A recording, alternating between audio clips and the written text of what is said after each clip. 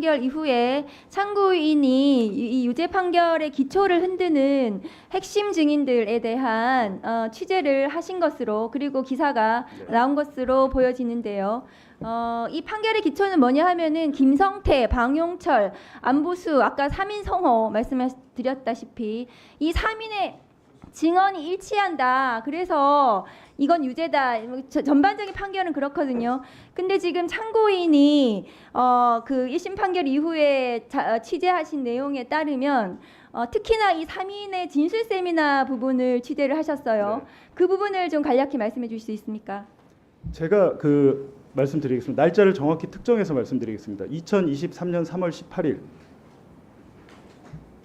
그날 김성태 회장을 비롯한 쌍방울 임직원들, 박상웅 이사, 김영수 본부장, 그리고 박상민 비서 등 아마 오명수 시장도 그때 있었던 걸로 아는데, 그날 안부수 회장과 안부수 회장의 딸이 검찰청에서 면회한 날 모두 다 같이 만난 날입니다.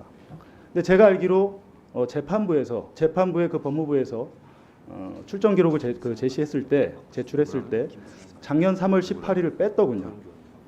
작년 3월 18일에는 검찰 수사 기록, 그렇다면 이 사람들을 만난 이유가 대질신문을 시키기 위해서였다라는 게 검찰의 주장인데, 그 날짜로 작성된 대질 조서는 없습니다.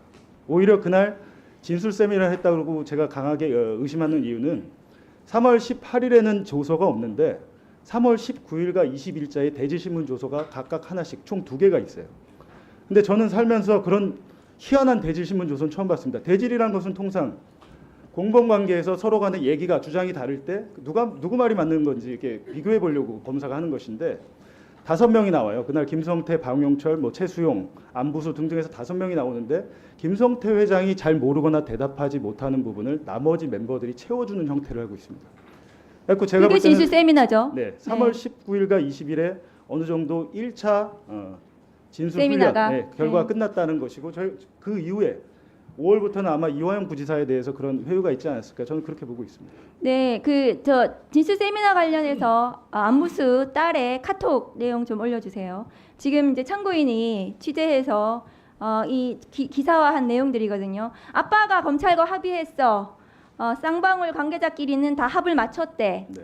이런 내용들이 여기에 있습니다. 그리고 참고인이 그 후에 이 안부수 딸에게 쌍방울에서 오피스텔을 제공했다는 부분도, 그러니까 증인 매수죠. 매수. 네. 진술을 바꿔주고, 그 후로 실제로 안부수 씨가 진술을 바꾸거든요. 처음 진술과 달리. 그 오피스텔 매수해줬다는 그 과정 취재한 내용 한번 말씀해 주시겠어요? 그러니까 지금 저 카카오톡 날짜가 2023년 2월 17일인데 안부수 씨의 딸이 아버지의 전 비서에게 전화해서 8시 한 40분쯤 30분쯤 됐어요.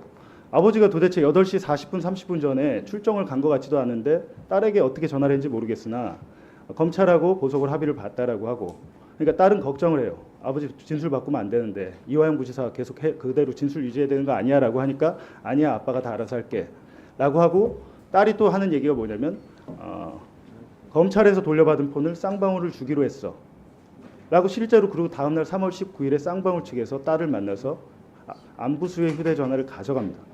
쌍방울 측에서요? 네. 안부수의 휴대폰을 네. 왜 가져갔습니까? 카카오톡에서는 그렇게 내려와요. 자기들이 네. 혹시나 거기 보면 폰에서 이제 아빠에게 유리한 것을 하기 위해 이렇게 나오는데, 그 비서의 말로는 폰에서 혹시나 자기들이 맞춘 진술과 어긋나는 증거가 나올까 봐 그런 게 아니냐라는 증언이 있었고요. 그렇다면 이것은 쌍방울, 안부수, 김성태, 방용철, 그러니까 쌍방울 관계자들끼리 간의 진술 세미나에 이은 이 진술을 다 바꾸게 하는, 그러니까 이화영 부지사의 유죄 판결의 기초가 되는 이것을 만든 거죠. 그러니까 이게 유죄 판결이 될 수밖에 없어요. 이 3명은 진술이 다 똑같으니까요. 세미나를 해가지고. 그렇기 때문에 그 판결이 나왔다고 저는 생각을 합니다. 그런데 지금 참고인의 취지 내용에 따르면 이 판결은, 이 진술은 세미나에 기초한 진술로 보여진다는 말씀이시죠? 왜냐하면 저 당시에 저 세미나에 참석했던 쌍방울 임원이 저희에게 증언을 했습니다. 같이 있었고 안부수의 딸도 있었고 안부수도 있었고 모두 다 모여 있었다. 1313호실 옆에 유리방으로 되는 게 영상 녹화실에 모여 있었고, 교도관들은 밖에서 3명이 앉아 있었다. 구체적인 아주 디테일한 진술을 했기 때문에 신빙성이 높다고 보고요. 기본적으로 저는 이 사건에서 가장 큰 문제점은, 안부수 회장 같은 경우는 작년 5월에 1심 판결문이 나왔는데, 안부수 회장의 판결에서는 이게 쌍방울이 대북 사업을 미끼로 그 주가를 부양하기 위해 했다고 분명히 판시가 되어 있습니다. 근데 만약에 지금 이화영 1심 판결문 판사의 논리대로 안부수 회장한테 적용을 하면 안부수 회장의 혐의 중에 대북송금 그 외환관리법 위반 혐의도 있어요. 근데 이화영의 1심 판사는 안부수가 그 북한에 줬던 5억 원은 죄로 보지 않았습니다. 그 부분을 뺐어요. 그러니까 제가 같은 사건인데 이 판사가 하면 안부수는 무죄가 되는 거예요.